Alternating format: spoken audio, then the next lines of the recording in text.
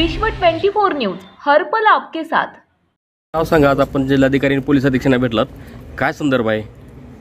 माझं नाव भरत विटकर, वडार एकता परिषद नावाची वडार समाजामध्ये चळवळ चालवतो। या भागामध्ये धाराशिव या ठिकाणी 8 मेला मारुती शिवाजी इटळकर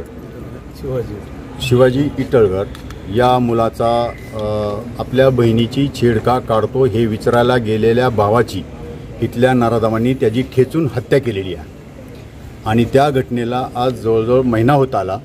या संदर्भात अजून आरोपी काही अजून बाकी आहेत आणि त्या संदर्भात पोलिसांनी चालढकल चालवलेली आहे। या कुटुंबावर दबाव टाकायचं काम चालू आहे आणि एवढं सगळं न्यायाची मागणी असताना देखील ह्याच कुटुंबावर दबाव येतो आहे आणि केस मागे घेण्याच्या संदर्भात कृत्य करताना दिसत आहे। आणि म्हणून ही एवढी मोठी गंभीर घटना ह्या गावामध्ये धाराशिवमध्ये घडलेली असताना याचं वाच्यता बाहेर होताना दिसत नाही आणि म्हणून आम्ही या ठिकाणी जमलेले सगळे वडार समाजाचे कार्यकर्त्यांनी आज जिल्हाधिकारी साहेबांना आणि SP साहेबांना भेटून ह्याचे कथन केलेलं आहे, गांभीर्य त्यांच्या लक्षात आणून दिलेलं आहे। आम्ही या निमित्तानं या घटनेकडे सरकारचं आणि समाजाचं लक्ष केंद्रित करण्यासाठी येत्या शुक्रवारी वडार समाजाच्या वतीने ह्या कुटुंबाला न्याय मिळण्यासाठी कलेक्टर कचेरीवर आम्ही मोर्चा काढत आहोत। ह्या संदर्भातला आमचा हा निर्णय आहे। जोपर्यंत ह्या कुटुंबाला न्याय मिळत नाही तोपर्यंत वडार समाज शांत बसणार नाही, अशा प्रकारचं आमची ह्या निमित्तानं आम्ही भूमिका घोषित करतो आहोत। सर, ज्या दिवशी मारहाण झाली त्या 2-3 दिवसांना त्या आरोपीला अटक करण्यात आली नाही, मात्र तिसऱ्या दिवशी ज्यावेळेस ते डेड बॉडी जे पोलीस अधीक्षक कार्यालयात घेऊन गेल्यानंतर 2 तासांमध्ये 2 आरोपी सापडले।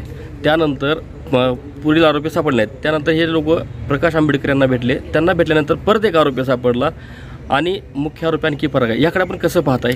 खरं तर गरिबाचा कोणी वाली नाही असं मी ह्याच्याकडे बघतो। एका रिक्षा चालकाच्या मुलाला ठेचून मारल्याच्या नंतर तो काही करू शकत नाही अशी मानसिकता पोलिसांची याच्यामध्ये मला दिसते आणि ही अतिशय गंभीर बाब आहे आणि म्हणूनच आम्ही समस्त महाराष्ट्रातील वडार समाज ह्या कुटुंबाच्या पाठीमागं उभा राहण्यासाठी आणि त्याला न्याय मिळण्यासाठी जे कोणी आरोपी अजून मोकाट असतील त्यांना तात्काळ अटक करा आणि त्यांना फाशी होईपर्यंत आम्ही ह्याच्या पाठीमागं शिक्षा होण्याची मागणी ह्या निमित्तानं करत आहोत।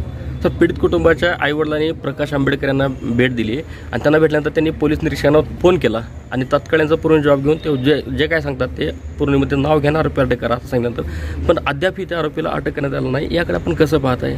किती खेदाची बाब आहे।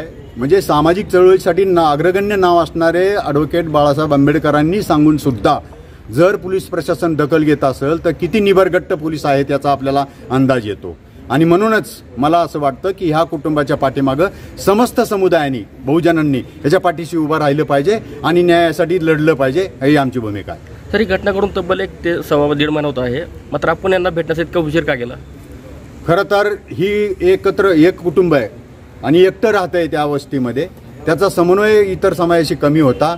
इथल्या लोकांना सुद्धा ते माहीत नव्हतं, परंतु जसं जसं आम्हाला सोशल मीडियाच्या माध्यमातून कळत गेलं तसं तसं गांभीर्य ह्या प्रकरणात लक्षात यायला लागलं आणि म्हणून आम्ही खरं तर मी स्वतः इथं असणारे विद्यमान PI शेख साहेब यांना फोन करून विचारलं होतं की आरोपी पकडले का। मला चक्क त्या माणसांनी खोटी माहिती दिलेली आहे। आमचे सगळे आम्ही या संदर्भातले आरोपी पकडलेत ही सुद्धा माहिती आम्हाला दिलेली आहे आणि म्हणून हे आम्हाला जेव्हा मी कुटुंबाला भेटलो आणि विचारलं तेव्हा लक्षात आलं की चक्क PI खोटं बोलत आहेत आणि म्हणून आम्ही SP साहेब मॅडमच्या ही बाब निदर्शनास आणून दिली। आता याच्या बाबतीतलं खोटं काहीही होणार नाही याची आम्हाला इथून पुढे दक्षता घ्यायची आहे। यामध्ये दोषाधिकारावर कारवाई करायची आपण मागणी करणार आहेत का?